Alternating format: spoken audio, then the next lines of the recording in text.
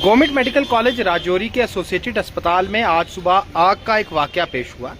जैसा मैंने बार बार कहा कि ऊपर वाले की तरफ से हमें कुछ ऐसा आशीर्वाद दिया गया कि यहाँ जानी नुकसान कोई पेश ना हुआ, क्योंकि अगर ये आग थोड़ी और फैल जाती तो यहाँ लाशों के अंबार लगने थे। और पुणे जैसे अस्पतालों में या दिल्ली जैसे अस्पतालों में जो कुछ आग के वाकयात पिछले कुछ सालों में पेश हुए, वैसा मंजर या उससे भी खौफनाक मंजर यहाँ देखने को मिल सकता था।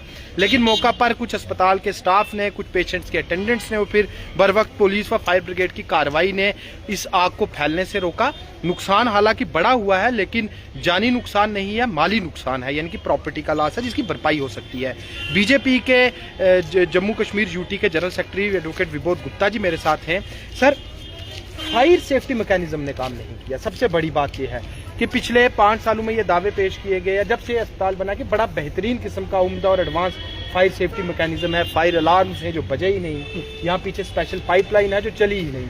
क्या मानते हैं, यहाँ भी घपला हो गया? पहले तो मैं आपको ये जरूर कहूंगा, जो बात आपने कही कि एक बड़ा हादसा हुआ और किसी जान का नुकसान नहीं हुआ, एक बड़ी बात है। ये कुदरत की देन रही।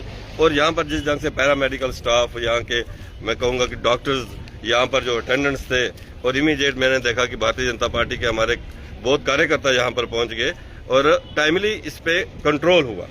फायर ब्रिगेड को भी जब बुलाया गया तो चूंकि उसको थोड़ा समय तो लगता है, लेकिन वो भी समय पर यहाँ पर पहुंची। डिप्टी कमिश्नर राजौरी और हम सब ने यहाँ पर रेस्क्यू के लिए यहाँ पर काम किया। लेकिन जो बात फायर सेफ्टी इक्विपमेंट की आप जो बात करते हैं, हम यहीं पर करेंगे अगर हम देखेंगे कि बड़ी बड़ी पाइप और पूरा इंस्ट्रूमेंट जो है यहाँ पर लगा हुआ है, लेकिन उसने काम नहीं किया, अलार्म नहीं बजा।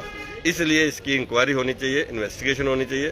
डिप्टी कमिश्नर राजौरी जो है, मैं उनसे मांग करता हूँ कोई एक कमेटी बने, वो देखे, क्योंकि राजौरी का जो हमारा जीएमसी है, हर ये जम्मू और श्रीनगर के बाद अगर कोई बड़ा जीएमसी जो काम कर रहा है इस समय, जो सबसे ज्यादा रिलीफ दे रहा है, वो राजौरी जीएमसी है। यहाँ पर पुंछ, राजौरी और आधा रियासी जो है, 2.5 जिले को जो है राजौरी जीएमसी कैटर करता है। इसको हम हल्के से नहीं ले सकते सुमित जी, हमें ना ही हल्के से लेना चाहिए। इसकी इंक्वायरी होनी चाहिए, इन्वेस्टिगेशन होनी चाहिए, आग क्यों लगी इसका भी पता चलना चाहिए। और जो हमारा फायर इक्विपमेंट है यहाँ पर, उसने काम, सेफ्टी इक्विपमेंट है, उसने काम क्यों नहीं किया। 2 करोड़ से ज्यादा लागत का उस समय बड़ी एडवर्टाइजमेंट भी थी, सारा कुछ था।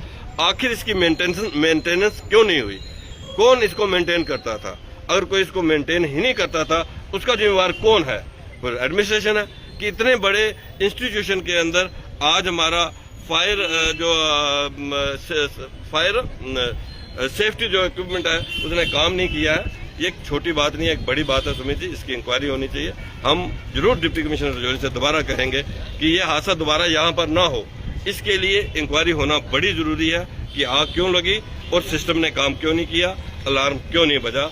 मैं एक बार फिर उन यहाँ पर जिन लोगों ने इस समय रेस्क्यू में काम किया, उनका धन्यवाद करना चाहूंगा। जिस ढंग से यहाँ भगदड़ मची, जिस ढंग से यहाँ पर क्राउड था, पेशेंट लेकर अटेंडेंट निकल रहे थे, उसमें भी कुछ ना कुछ हादसा हो सकता था। लेकिन सारे के अंदर सब ठीक हुआ, सब ठीक रहा। ठीक है, हमारे कुछ 11-12 लोग जो हैं, उसमें कुछ हमारी बहनें थी, कुछ भाई थे जो वहाँ पीछे फंस गए थे, वो उनको रेस्क्यू किया गया। वो भी इस समय सुरक्षित है। मैं आप मीडिया का भी धन्यवाद करूंगा कि जिन्होंने इस सारे को कवरेज किया। Thank you sir. ये मेरे साथ विबोध गुप्ता जी थे, जो कि बीजेपी के सीनियर लीडर हैं, जम्मू कश्मीर यूटी के जनरल सेक्रेटरी हैं। इनका भी ये साफ कहना है कि आखिर अगर ये फायर सेफ्टी मैकेनिज्म या फायर सेफ्टी इक्विपमेंट यहाँ पर लगे हुए हैं, इन्होंने काम क्यों नहीं किया। क्योंकि अगर वक्त रहते आग पर काबू ना पाया जाता तो आज यहाँ लाशें गिनने भी मुश्किल हो सकती थी। ये फायर सेफ्टी इक्विपमेंट यहाँ पर लगे हुए हैं। शुक्रिया।